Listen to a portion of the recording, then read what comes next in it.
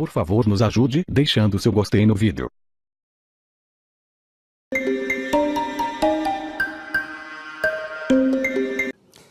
A gente fala agora de um outro desastre natural que também tem causado devastação. O olho do furacão Maria está passando hoje por Porto Rico. É o mais forte a atingir a ilha em mais de 80 anos.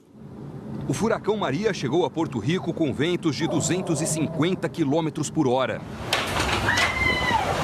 Árvores foram arrancadas pela raiz. 90% da ilha não tem energia elétrica. Autoridades orientaram 3,5 milhões de pessoas, a população inteira de Porto Rico, a procurar abrigo. Na ilha de Dominica, que foi atingida na segunda-feira pelo furacão Maria, 7 pessoas morreram. Subiu para 225 o número de mortos no terremoto que atingiu o México. Dezenas de prédios desabaram na capital, cidade do México, e nos estados vizinhos. Nós vamos a Nova York falar com o correspondente Felipe Santana, que tem informações sobre os resgates. Felipe, é uma corrida contra o tempo desesperada, né? Olá. Isso, Sandra, tudo bem? Boa tarde para você, para o Doni, boa tarde a todos. As ruas das cidades estão tomadas de gente. Só de gente do Exército, da Marinha e da Proteção Civil são 700 pessoas e mais milhares de voluntários, inclusive muitos estudantes universitários. A esperança agora é encontrar gente viva. O presidente Henrique Peña Nieto pediu a união do país para enfrentar esse novo desafio que acontece 2 semanas depois de um outro terremoto ter atingido o México. Dessa vez, o maior número de mortes ocorreu na cidade do México, 94 até agora. Muita gente está em abrigos pela cidade, depois de ter perdido a casa ou simplesmente não conseguir voltar para casa. Escolas foram fechadas sem previsão de retomada das aulas e milhões estão sem energia. Nesse momento, as equipes continuam revirando os escombros, inclusive dessa escola que você vai ver agora na reportagem. Aqui funcionava uma escola primária, aberta na hora do terremoto. Durante toda a noite, equipes de resgate reviravam os escombros. Os voluntários pediam silêncio para poder identificar pedidos de socorro. Mas os pais das crianças tentavam encontrar notícias sobre seus filhos. 22 crianças e 3 adultos morreram soterrados. Outras 30 crianças e 8 adultos estão desaparecidos. Essa é a história de um país que não dormiu essa noite. Multidões ficaram nas ruas acompanhando os trabalhos e ajudando quem podiam. Outras pessoas pediam silêncio. Sem nenhum tipo de pedido, doações começaram a aparecer pela cidade. O presidente mexicano Henrique Peña Nieto foi à TV agradecer a ajuda e dizer que a prioridade era continuar os resgates. Tudo começou na hora em que esse vídeo foi gravado. A família foi visitar a estátua do Cristo no alto do morro, na cidade de Taxco, no México Central. Enquanto filmava a cidade, um barulho estranho. E tudo começa a tremer. As pessoas saem correndo desesperadas. Mulheres e crianças gritam pedindo que permaneçam juntos.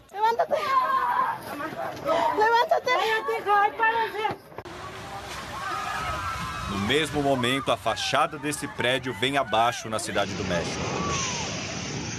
Um outro prédio inteiro. Essa explosão foi motivada por gás, segundo um morador. 44 prédios vieram abaixo e a cidade virou um caos. Tomada por multidões que saíram às ruas para ajudar. E dos escombros se ouviu um grito de socorro. As equipes de resgate conseguem identificar uma mulher lá embaixo. E ela é tirada dali com vida. Aqui as marretadas são para quebrar o que está por cima. E conseguem resgatar um cachorro. A cidade parou. As ruas tomadas por pessoas. Muitas vistas carregando malas, procurando um lugar seguro. O terremoto coincidiu com o 32º aniversário de um outro terremoto devastador que deixou pelo menos 5.000 mortos. Um terrível terremoto. O Papa Francisco rezou pelas vítimas hoje de manhã e pediu conforto aos feridos e às famílias afetadas. Mas hoje de manhã a polícia tenta conter as pessoas com cordões de isolamento. E as buscas continuam por entre escombros, onde ainda há muitos desaparecidos. Segundo o Itamaraty, não há nenhum brasileiro entre as vítimas. São 14 mil morando no México. A nossa produção entrou em contato com alguns e eles nos fizeram relatos do drama que estão vivendo. Ontem eu fiquei até 1h da manhã no centro da cidade, junto com outros milhares de voluntários. E nós só tivemos a dimensão do problema quando nós chegamos lá. Aquilo parecia um cenário de guerra. Foi bem intenso, sabe? Foi um misto de sentimento, porque ao mesmo tempo que a gente viu o tamanho daquela tragédia, nós vimos que os mexicanos estavam muito unidos para fazer com que quem precisasse de ajuda se sentisse pelo menos um pouquinho melhor naquele momento. Mas foi muito, muito, muito difícil estar ali e ver aquilo com os meus olhos. É diferente de você ver em uma revista ou na TV. Quando você está ali vendo aquilo, você absorve o medo que as pessoas carregam com elas. Então foi bem assustador para mim. Estou como voluntário aqui em uma das zonas afetadas pelo terremoto, em um centro que recebe materiais, medicamentos, água, e que também está em frente de um dos edifícios danificados pelo terremoto. Muitas pessoas estão ajudando e dando seu apoio às pessoas que precisam. Se cayeron edificios.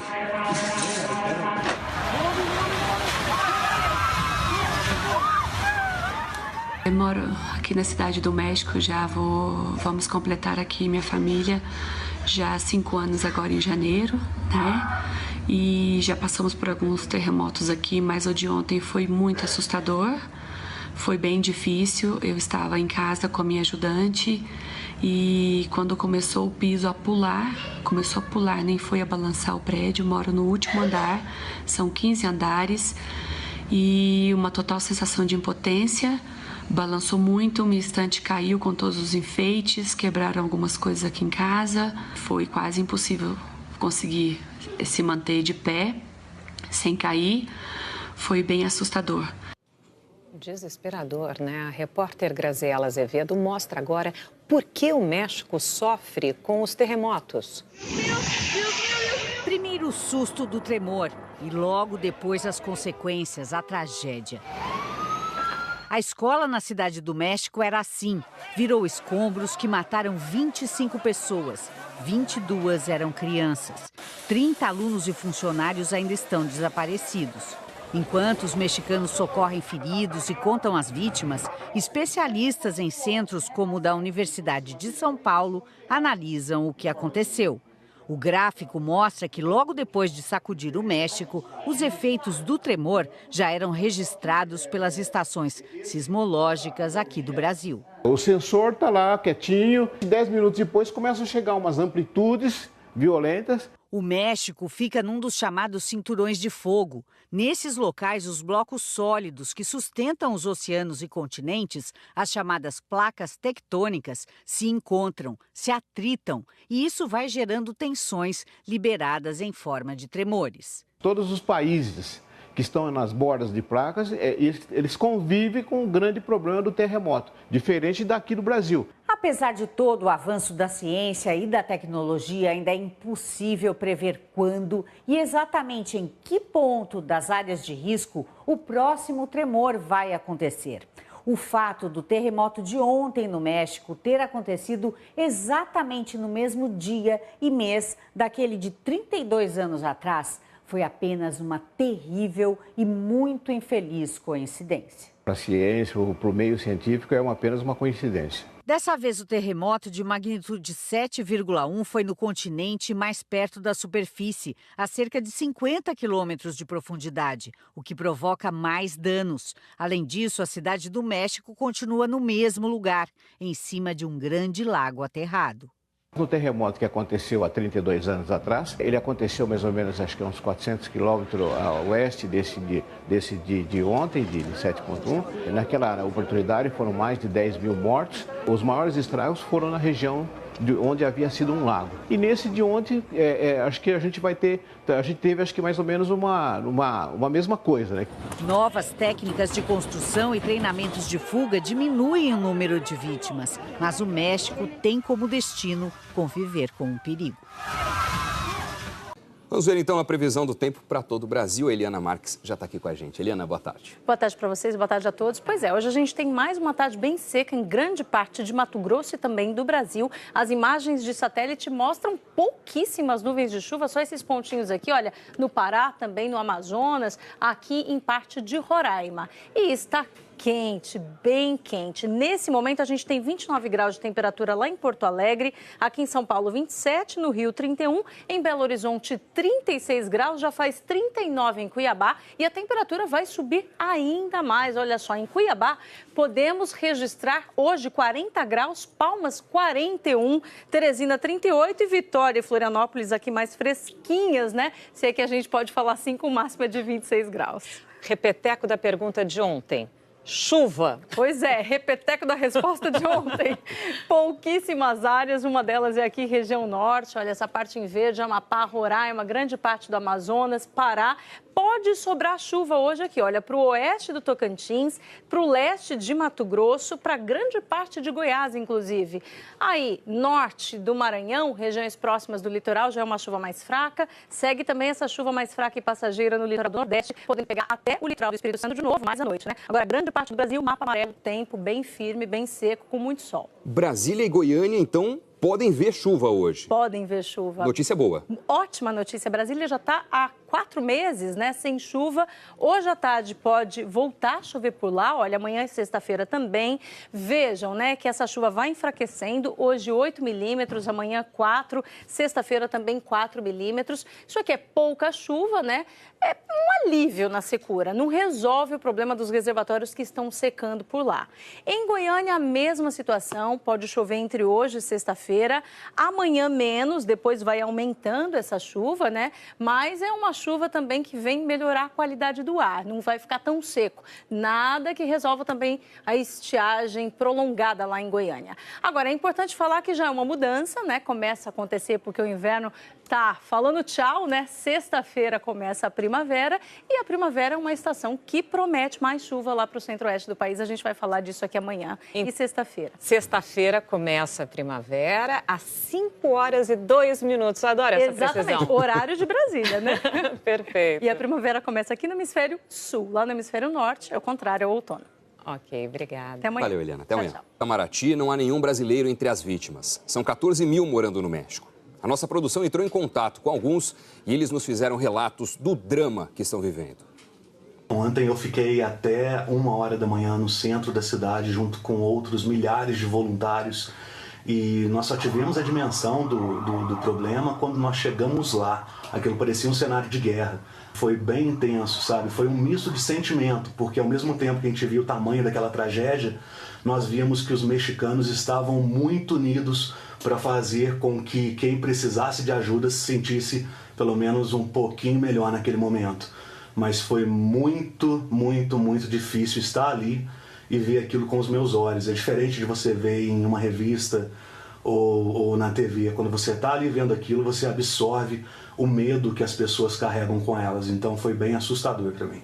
Estou como voluntário aqui em uma das zonas afetadas pelo terremoto, em um centro que recebe materiais, medicamentos, água, e que também está em frente de um dos edifícios danificados pelo terremoto.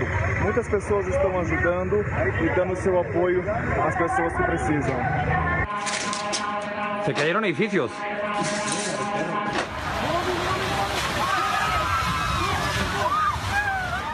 Eu moro aqui na Cidade do México, vamos completar aqui minha família já há 5 anos agora em janeiro, né? E já passamos por alguns terremotos aqui, mas o de ontem foi muito assustador, foi bem difícil. Eu estava em casa com a minha ajudante e quando começou o piso a pular, nem foi a balançar o prédio. Moro no último andar, são 15 andares e uma total sensação de impotência. Balançou muito, minha estante caiu com todos os enfeites, quebraram algumas coisas aqui em casa. Foi quase impossível conseguir se manter de pé, sem cair. Foi bem assustador. Desesperador, né? A repórter Graziela Azevedo mostra agora por que o México sofre com os terremotos. Primeiro o susto do tremor e logo depois as consequências, a tragédia. A escola na Cidade do México era assim. Virou escombros que mataram 25 pessoas. 22 eram crianças. 30 alunos e funcionários ainda estão desaparecidos. Enquanto os mexicanos socorrem feridos e contam as vítimas, especialistas em centros como o da Universidade de São Paulo analisam o que aconteceu.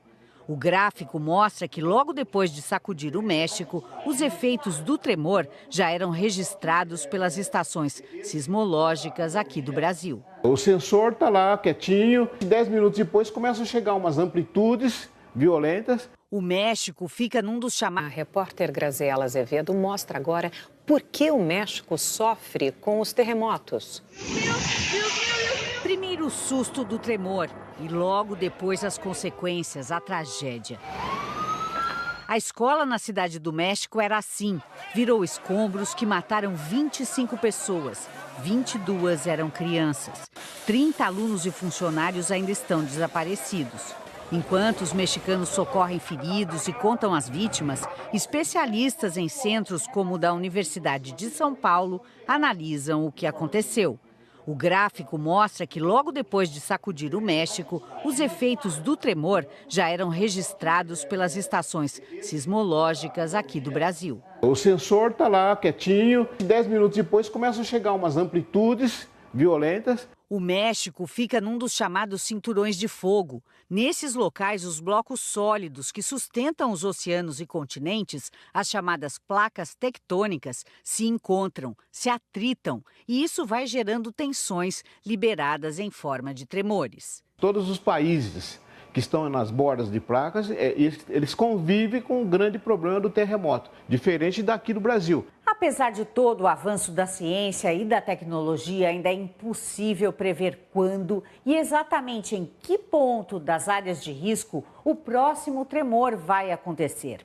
O fato do terremoto de ontem no México ter acontecido exatamente no mesmo dia e mês daquele de 32 anos atrás foi apenas uma terrível e muito infeliz coincidência. Para a ciência ou para o meio científico é apenas uma coincidência. Dessa vez, o terremoto de magnitude 7,1 foi no continente mais perto da superfície, a cerca de 50 quilômetros de profundidade, o que provoca mais danos. Além disso, a Cidade do México continua no mesmo lugar, em cima de um grande lago aterrado.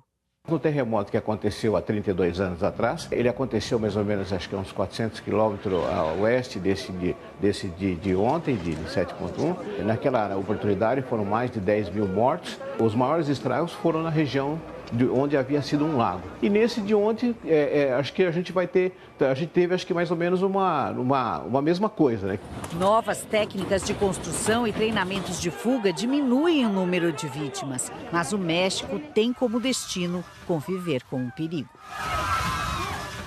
Vamos ver então a previsão do tempo para todo o Brasil. Eliana Marques já está aqui com a gente. Eliana, boa tarde. Boa tarde para vocês, boa tarde a todos. Pois é, hoje a gente tem mais uma tarde bem seca em grande parte de Mato Grosso e também do Brasil. As imagens de satélite mostram pouquíssimas nuvens de chuva, só esses pontinhos aqui, olha, no Pará, também no Amazonas, aqui em parte de Roraima. E está quente, bem... Naquela oportunidade foram mais de 10 mil mortos. Os maiores estragos foram na região onde havia sido um lago. E nesse de ontem, acho que a gente teve acho que mais ou menos uma mesma coisa, né?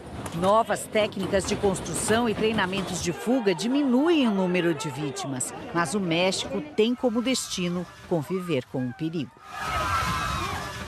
Vamos ver então a previsão do tempo para todo o Brasil. Eliana Marques já está aqui com a gente. Eliana, boa tarde. Boa tarde para vocês, boa tarde a todos. Pois é, hoje a gente tem mais uma tarde bem seca em grande parte de Mato Grosso e também do Brasil. As imagens de satélite mostram pouquíssimas nuvens de chuva, só esses pontinhos aqui, olha, no Pará, também no Amazonas, aqui em parte de Roraima. E está quente, bem quente. Nesse momento a gente tem 29 graus de temperatura lá em Porto Alegre, aqui em São Paulo 27, no Rio 31, em Belo Horizonte 36 graus, já faz 39 em Cuiabá e a temperatura vai subir ainda mais. Olha só, em Cuiabá podemos registrar hoje 40 graus, Palmas 41, Teresina 38 e Vitória e Florianópolis aqui mais fresquinhas, né? Se é que a gente pode falar assim, com máxima de 26 graus. Repeteco da pergunta de ontem.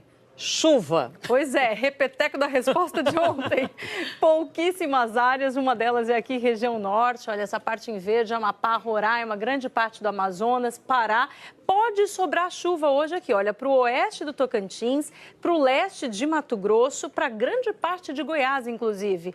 Aí, norte do Maranhão, regiões próximas do litoral, já é uma chuva mais fraca. Segue também essa chuva mais fraca e passageira no litoral do Nordeste, podendo pegar até o litoral do Espírito Santo de novo, mais à noite, né? Agora, grande parte do Brasil, mapa amarelo, tempo bem firme, bem seco, com muito sol. Brasília e Goiânia, então, podem ver chuva hoje. Podem ver chuva. Notícia boa. Ótima notícia. Brasília já está há 4 meses, né, sem chuva. Hoje à tarde pode voltar a chover por lá. Olha, amanhã e sexta-feira também. Vejam, né, que essa chuva vai enfraquecendo. Hoje 8 milímetros, amanhã 4, sexta-feira também 4 milímetros. Isso aqui é pouca chuva, né? É um alívio na secura. Não resolve o problema dos reservatórios que estão secando por lá. Em Goiânia, a mesma situação. Pode chover entre hoje e sexta-feira. Amanhã menos, depois vai aumentando essa chuva, né? Mas é uma chuva também que vem melhorar a qualidade do ar. Não vai ficar tão seco. Nada que resolva também a estiagem prolongada lá em Goiânia. Agora, é importante falar que já é uma mudança, né? Começa a acontecer porque o inverno tá falando tchau, né? Sexta-feira começa a primavera e a primavera é uma estação que promete mais chuva lá para o centro-oeste do país. A gente vai falar disso aqui amanhã e sexta-feira. Sexta-feira começa a primavera às 5h02. Adoro essa Exatamente, precisão. horário de Brasília, né? Perfeito. E a primavera começa aqui no hemisfério sul. Lá no hemisfério norte é o contrário, é o outono. Por favor, nos ajude deixando seu gostei no vídeo.